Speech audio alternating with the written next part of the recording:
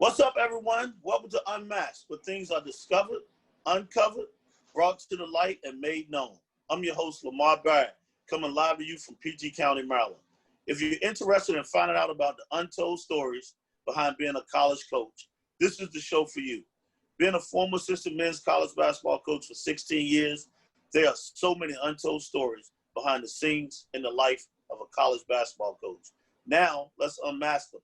Today's guest is a young and bright assistant coach with a great basketball mind, excellent talent evaluator, a future head coach in this business, and a young man that was voted as one of the top 5 assistants in the Colonial Athletic Association by his peers. And that's a big thing when your peers vote you as one of the top assistant coaches in the league.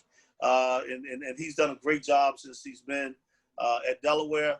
In the 4 years he's been there, and he's a native of Landover, Maryland, Corey Mccrae.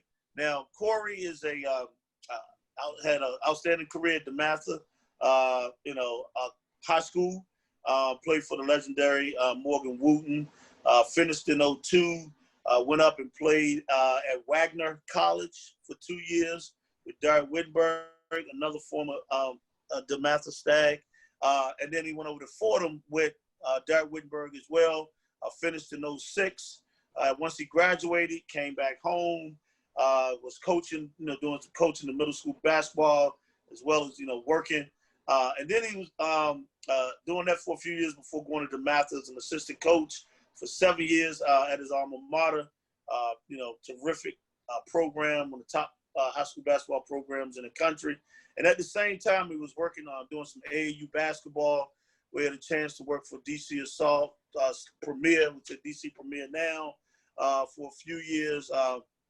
Even got a chance to coach some younger kids as well. So did an outstanding job there.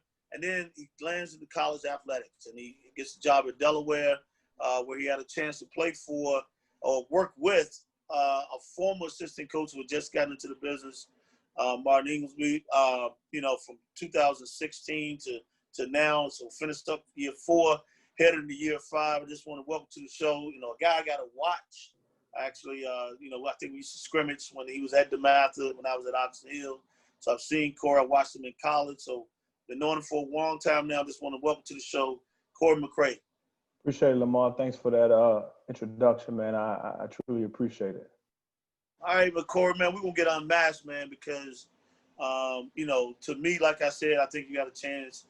You've done an outstanding job so early in your career already. Well, and it's not, that's what people don't understand. Like, when you coach in the WCAC, when the best league in the country, high school basketball, you've already, you've been recruiting, you've done the recruiting part, even then. You got to get guys to come to your school, and y'all guys have done a great job with that. When you're at DeMatha, now you get in the college game. Yeah, it's a lot more responsibility, but at the same time, you've kind of seen some of the top players in the country and been on the AAU side as well. But now you get into college athletics. There's no handbook to being a college coach. Mm-hmm. Tell me about that first day, the first week, first month after things are done with human resources or orientation, especially when no one gives you direction, because you've been on the play, you've been there as a player, been there as a high school coach and saw what other guys did. Now you got to create your own niche. So talk about that, man, especially nobody gives you direction. Man, at first, man, obviously, your head is spinning when you first get the job. You go through your human resources. We got the job actually in June of 2016. So just recruiting our guys back. So it was a situation where when we got the job, a lot of guys into the transfer portal. So we're recruiting our guys back, and then July is coming up. So we got to do Peach Jam. We got to do all that kind of stuff. So we're just in a situation where we hit the ground running. And my first experience on the road, obviously I was on the high school side and the AAU side. So, you're very familiar. I was on the Under Armour circuit. So I've never been to Peach Jam before coaching in college. So we did the Under Armour circuit, we did Atlanta, we did Vegas, we did all that kind of stuff. So I go to Peach Jam, and obviously Augusta is burning up hot. It's so hot. So first and foremost, I fly to Atlanta, and I'm getting on a connecting flight from Atlanta to Augusta. my flight gets delayed because of a rainstorm, really, really bad rainstorm. So it gets delayed, and then eventually cancel my flight. So my coach is waiting for me at this time in Augusta, and this is my first tournament. So I'm like, golly, so I can't be late. I rent a car. I drive from Atlanta to Augusta. I get there right before the game starts, right? So I got on a polo, some shorts. I mean, because it's hot in Atlanta and Augusta. So I get down there, and as I'm walking into the gym, I see coaches with like long sleeve shirts on. I see coaches walking in with pants. I'm like, yo, they must be tripping. It is hot out here. Lamar, I get in there, I get my pass, I get everything, and I go sit down, and I go sit down right where the divider is, that divides the two courts. And I must have sat right under the air conditioner, man. And I am freezing by the time the first game of halftime. I'm looking around, and the other coaches like kind of like not laughing, but they kind of like, look at this dude. He must be a rookie, because nobody comes to Peach Jam with just shorts on. It was a refrigerator I felt like I was in. So that was my first example, and that was my first time on the road, man. And I learned a lot from that experience. Awesome. Yeah, that's what they do. Look around. They're not gonna say anything, but they like, yeah, he definitely a rookie, man. And I forgot this too. I got to make sure I don't want to leave the Blue Devils out, because I got to remember that, because I don't want to get killed in this area for not talking about it. Can't leave anything out in this area. I know that, but you also was with them as well. You just mentioned. Go ahead. No, I said I was with them. Keith Williams gave me an opportunity to coach his Blue Devils 17 team. I had Markel Fultz, Jeff Dowden, a lot of those guys. Nate Darling actually played with me, Brandon Childress. So I was fortunate for the opportunity that Keith Williams gave me to represent his program on the Under Armour circuit. And I'm just very fortunate and always indebted to him for that. Got to shout out the OG, man, Keith Williams, the guru, the workout guru. You was talking about your recruiting trip when we talk about recruiting, and we all know that's the lifeline of college athletics. Absolutely. Like, what was your best and worst recruiting story? Now, you did talk about that trip, but it may be something else that came up. What was your best and worst recruiting story? That year, or are you talking about throughout my 4 years of being there? Throughout your 4 years. Man. It's always great when you identify a kid, and you've been a coach, you get that feeling like, I really, really like this kid. And I felt like with the kid that actually just transferred to Virginia Tech, Justin Mutz, I identified him. He got on the transfer portal, and the conversation was just great. It felt like extremely organic. He wasn't a kid that looked you off. He wasn't a kid that said, Coach, I'm going to call you back, and never called you back. It was a very good conversation. He came on campus. His family came on campus. They committed. Like, those obviously are smooth. And a worse one, not a worse one, but a bad one is when you really feel like you locked in with a kid. He telling you, Coach, I like y'all right there. You telling your coach that. And he doesn't end up coming. I'm not going to name any kids' names, but they don't end up coming.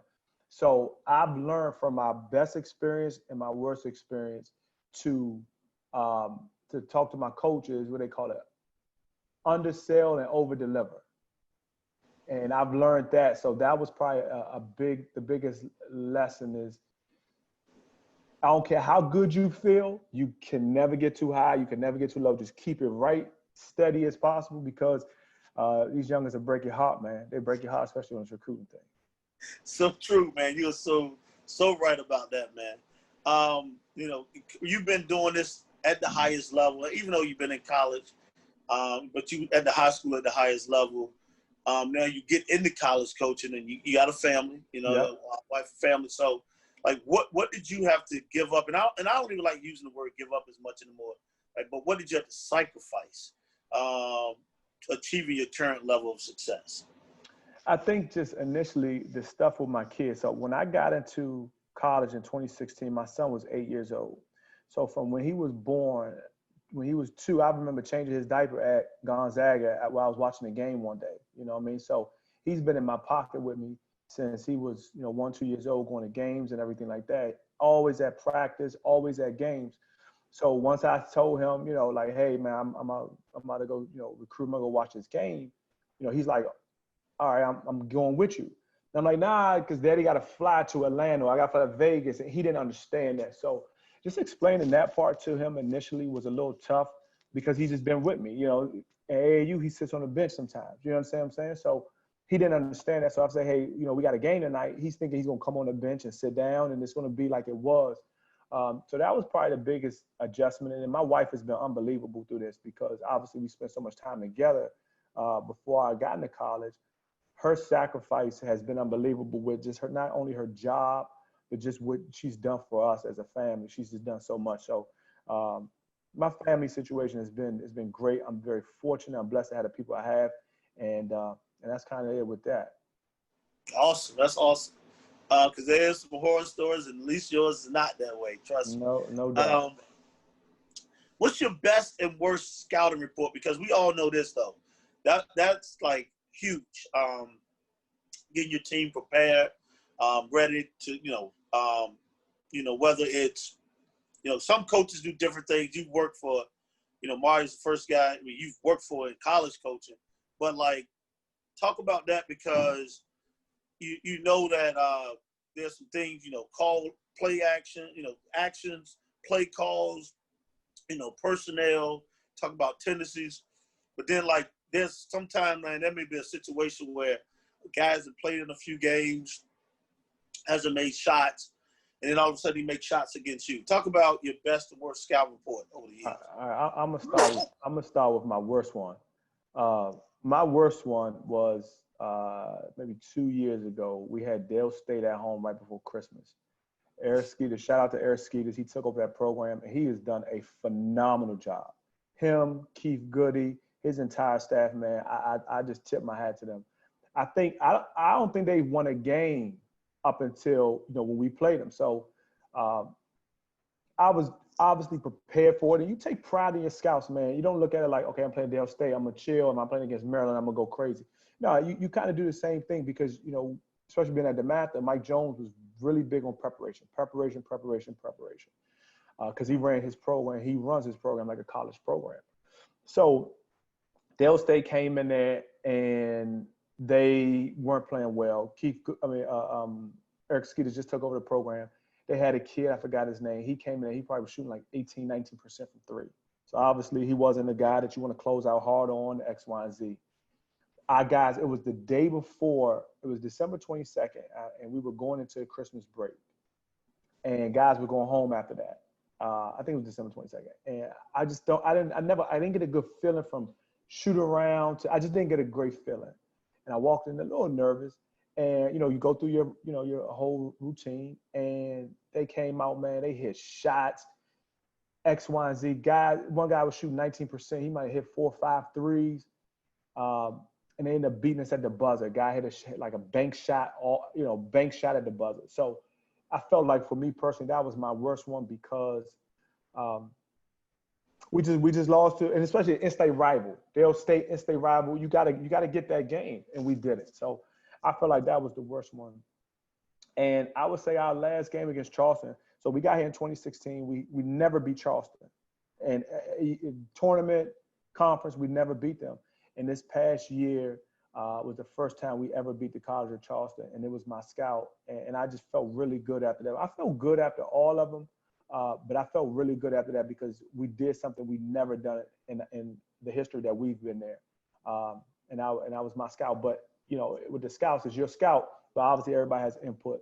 But I took that one. I take that one personally, like I do all the other ones, and I felt really, really good after that one. Good stuff right there, man.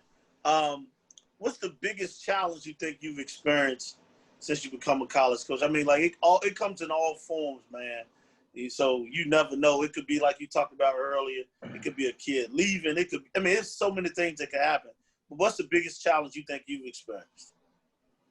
I feel like as you grow older in life and as you grow older in your career, whatever, I think you're supposed to trim the fat of NBA players from middle school, high school, college. You got to trim the fat of your game. It's things that you can't get away with in high school that you definitely can't get away with in college. Things that you can get away in college, you can't get away with in NBA.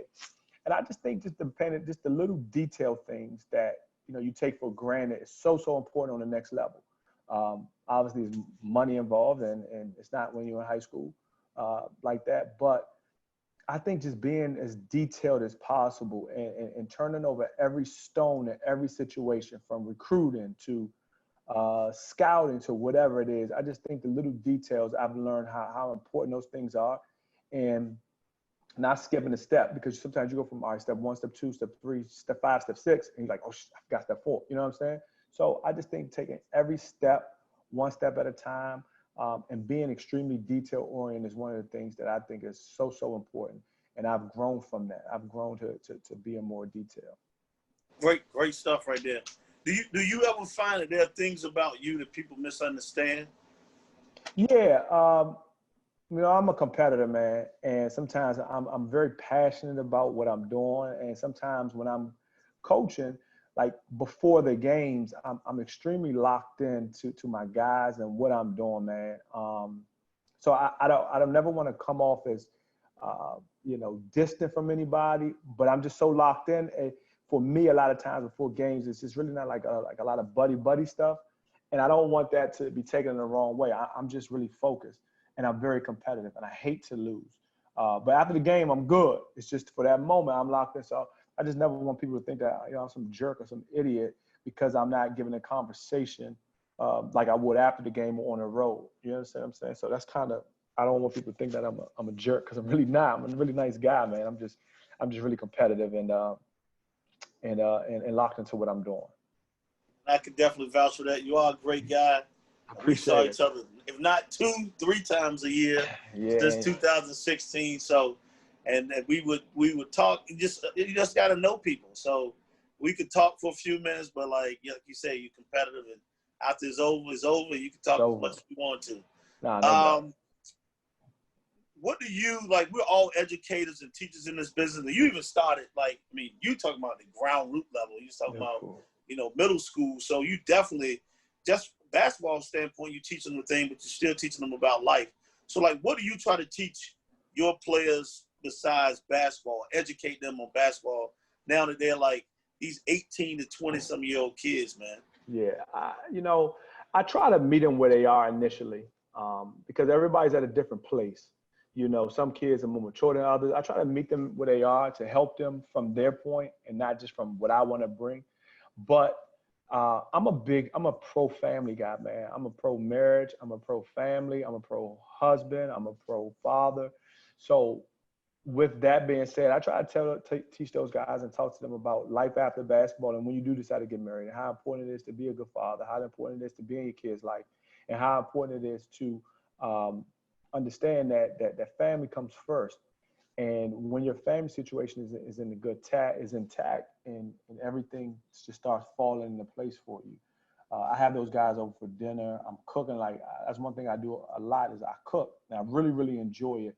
So I have them guys over. We'll talk. We'll shoot the breeze on just totally, a whole bunch of stuff. But I try not only talk about it, but I try to do it as an example. I try to bring my kids to practice.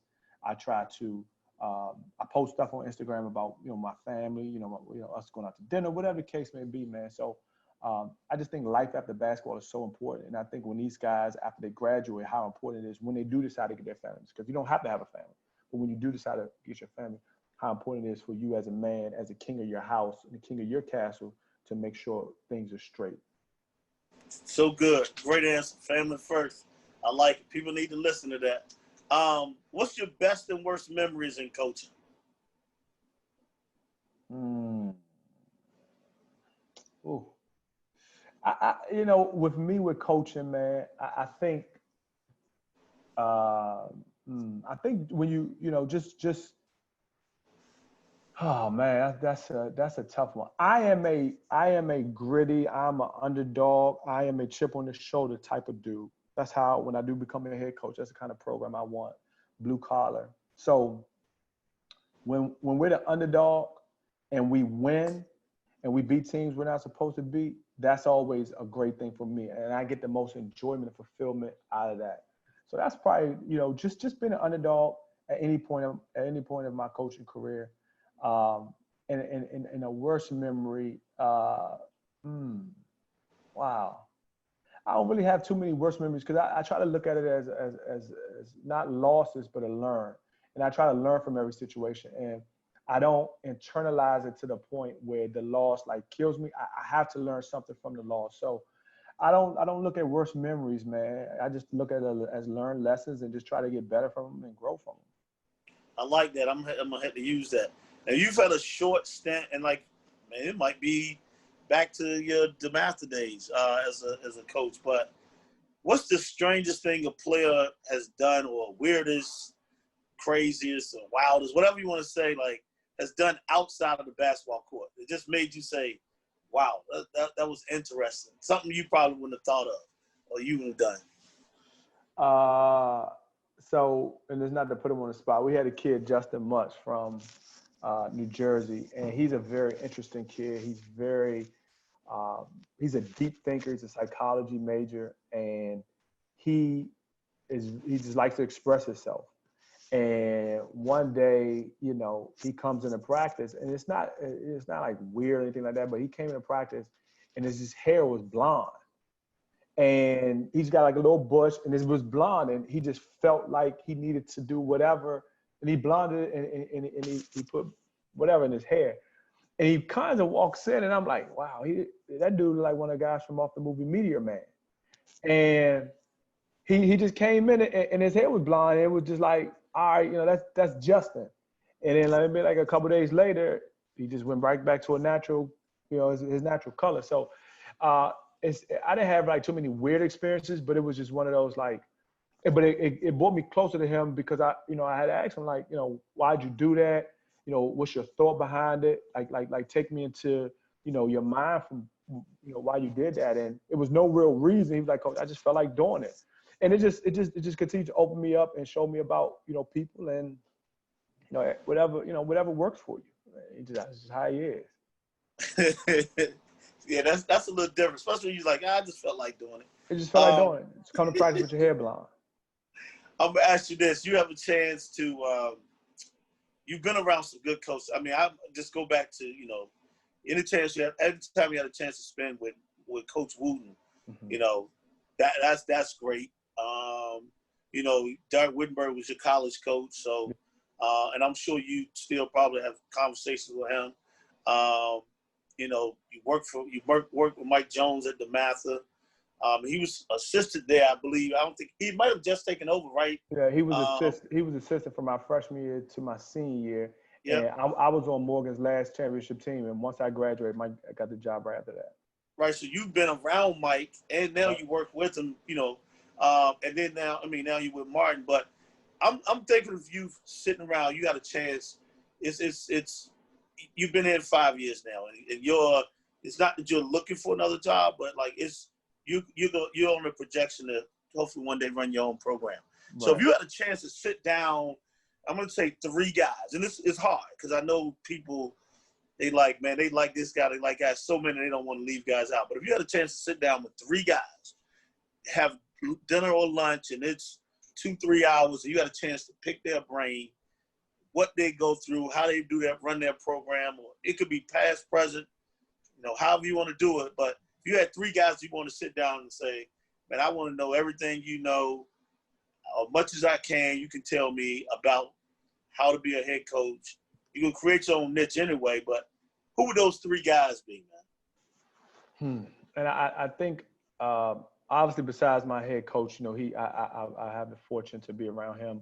I think on the high school level, it would have to be Mike Jones, because when he took over a program, you talk about some shoes to fill. He came behind maybe the best coach in basketball, period, Hall of Fame guy. So had to fill his shoes. And not only did he have to fill those shoes, he struggled for a couple of years before, once he got a job. So I want to know, how did he fill somebody's shoes of that magnitude? And how did he handle the adversity that he had to deal with as he was going through that? So he's one guy I would do that with. Jay Wright at Villanova, I love the way they play. I like their mindset. And Jay Wright struggled as he was early on at Villanova. He won a little bit, struggled, and he probably was on the brink of potentially even getting fired at one point, when he was losing. And how did he deal with that? How did he manage that? And how did he take that huge jump that he took with the Randy Foy and the all those guys that he had there, the Curtis Sumters, Alan Ray, all those guys, you know. So how did he make that jump, and how did he do that as well as he did?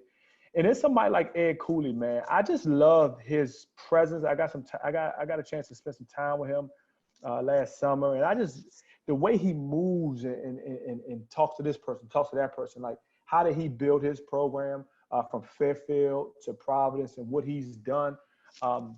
He's another interesting guy, man, and I just like what he brings. So those are my three guys: Mike Jones, Jay Wright, and Ed Cooley are three guys that I would love to talk to. Three really great guys. I mean, you nailed it with all three of them. What's your favorite word or phrase that you like to use?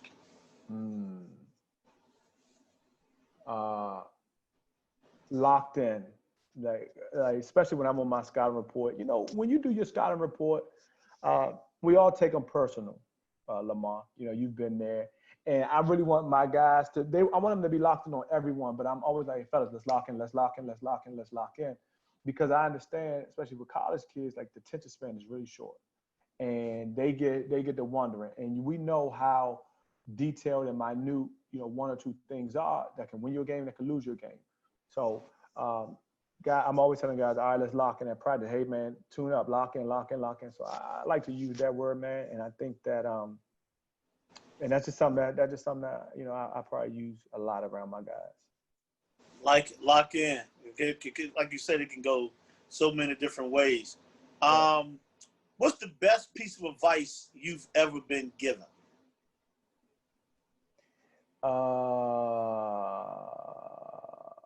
You know, basketball wise, from Morgan Wooten, inch by inch, life's a cinch, yard by yard is very hard.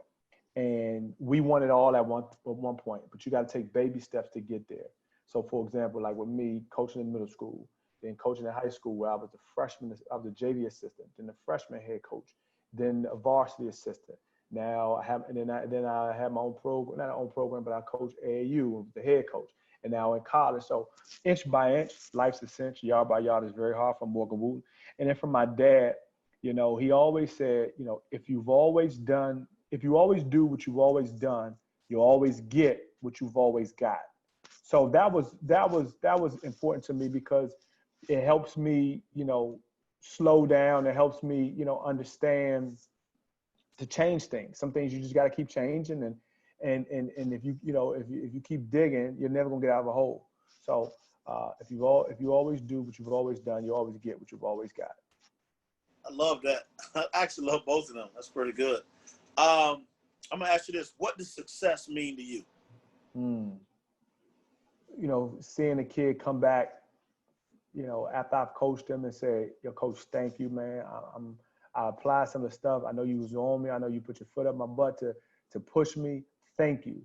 I think that's success to me. I'm not sure success is just a monetary value.